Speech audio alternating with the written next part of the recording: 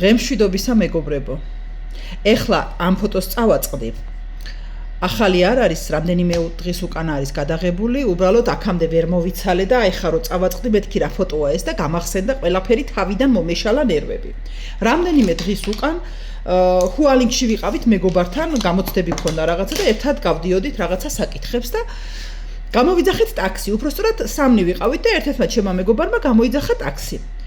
გამოუყენებია Yandex-ის აპლიკაცია. მოვიდა ეს ტაქსი, ჩავსხედით ტაქსში და არც კი მოგსალმებია მძღოლი ჩვენ მისალმებაზე, პასუხიც არ გაუწია, არ მიგვიქცევია ყურადღება, გვეჩქარებოდა ძალიან, ერთმანეთში ვსაუბრობდით რაღაცა და ეს გოგო ეუბნება, მაქედან არ წახვიდეო, რაღაცას ეუბნება, აქედან ჩაუხვიეო რა, მოკლე გზას ეუბნება. ანუ დაინახა რომ არ ესმოდა რა და რუსულად ეკითხება, ქართულიო არ გესმით, ჯერ ქართულად კითხა, ქართულიო არ გესმითო? რა თქმა უნდა იმან ვერ უპასუხა ვერაფერი და მე რუსულად ეუბნება. ქართულად არ ლაპარაკობთო? რატო უნდა ვილაპარაკო ქართულადო? ეს მძღოლი პასუხობს რუსულად. კი მაგრამო საქართველოში ხართო ეს გოგო ეუბნება. თქვენი ლაპარაკეთ რუსულადო.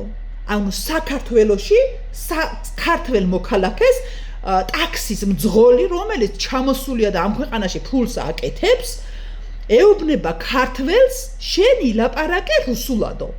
წარმოგიდგენიათ გერმანიაში რომ გერმანელს უთხრა რომ ბოდიშის მოხდის გარეშე რომ გერმანიაში გერმანელს უთხრა რომ შენ მელაპარაკე ჩემენაზეო ქართულადო, ან საფრანგეთში რომ ფრანგს უთხრა შენ მელაპარაკე ქართულადო, ან ნებისმიერ ქვეყანაში თურქეთი აიღე, იგივე რუსეთი აიღე, რუსს რო უთხრა ქართულად მელაპარაკეო, თან ესე გონორზე. ხო და მე რატო უნდა გელაპარაკო? ამბობ, თან რუსულად ელაპარაკება, იმიტომ რომ ქართული არ ესმის. მე რატო უნდა გელაპარაკო? ეს ჩემი მეგობარი ეუბნება რუსულადო, როცა საქართველოში ვართო. და ზღვასთან მიახლოებული ვიყავით და აი ესე ტრიალ მინდორზე აჩერთან გვაგვიანდებოდა ძალიან. აჩერებს ტაქსს და ჩადითო ძირშიო გვეუბნება. ანუ საკუთარ ქვეყანაში საკუთარი ხელისუფლება გვამყოფებს რუსეთის ტყვეებად, მონება. არ ვიცი რა ქვია ამას. გებიძები ისე ახშფოთდი, აი გამახსენდა ის ბიჭი სახეში რო გაულაწუნა იმ გოგოს იქ კახეთში. საერთოდ არ მიკვირს რაც გააკეთა.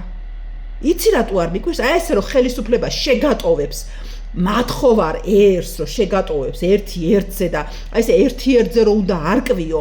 ეხლა მე ვაპირებდი ჩამოსვლას, მეთქი დამაგვიანდება და ჯანდაბას. მაგრამ ჩემმა მეგობარმა ამოილუღლუღა, ვინც ყავდა გამოძახებული ტაქსი, მაინც ჩამომაჭრისოთ ამ ხალხს. ანუ წარმოგიდგენიათ ტაქსიდან ჩამოგაგდებს შენს ქვეყანაში, ჩამოგაჭრის თანხას და ვერავის პასუხს ვერ მოთხოვ. ანუ ვისთან უნდა იჩივლო? ვისთან? Yandex-თან? არა, აი არ ვიცი როგორ გთხოვოთ, აი რა უნდა იყოს ამაზე მეტი მიზეზი? პირადად ჩემ თავს გადახდა. მე არც მაქვს ეს აპლიკაცია და არ ვიყენებ, მე ჩემნია 2 ლარი და 3 ლარი ძვირი გადავიხადო, ან ფეხით ვიარო, ან სხვა რაღაცას გავყვე, მეტროს წავყვე და ან რა ვიცი რა გავაკეთო. ოღონდ ეგ აპლიკაცია არ მქონდეს. სხვა ყველაფერთან ერთად ქართველი მძღოლებიც არ ყავს და იმის ნაცვლად რომ ბოდიში მოგიხადოს ქართველს რომ ქართულად ვერ გელაპარაკება, გზები და მარშრუტები რო არ იციან, ხო ეგ კიდე ცალკე თემაა. და აი ესე გექცევა. არ ვიცი, დარწმუნებული ვარ, მე ერთი გამოცდილება მქონდა ესეთი და აი ახლაც კი რო გამახსენდა ახშფოთებას ვეღარ მალავ, ისევ იმ ტალღაზე დავდექი, მაშინაც როგორ მოვითმინი არ ვიცი, მივაყვანინეთ თავი ბოლომდე, რა თქმა უნდა არ ჩამოვედით და აი ესე უცებ რო ჩამოვედი ტაქსიდან, მოვტრიალდი და ფოტო გადავუღერო, მეთქი მოვიცლი ამისთვის თქო.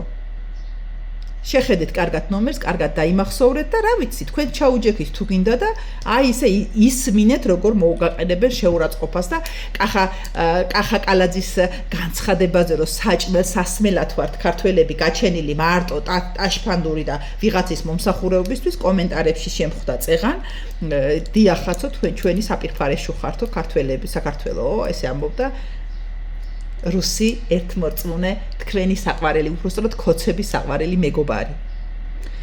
აი ასე, თქვენ იყავით, მე ვერ შევეგუები ამას და თქვენ იყავით საკუთარ ქვეყანაში ვიღაცის მონები. აბა მეტი რა ქვია, შენ ქვეყანაში გაიძულებს რომ ელაპარაკო რუსულად, წინააღმდეგ შემთხვევაში ჩადიო გეუბნება ტაქსიდანო. მისასალმებელია, ბრავო. გილოცავთ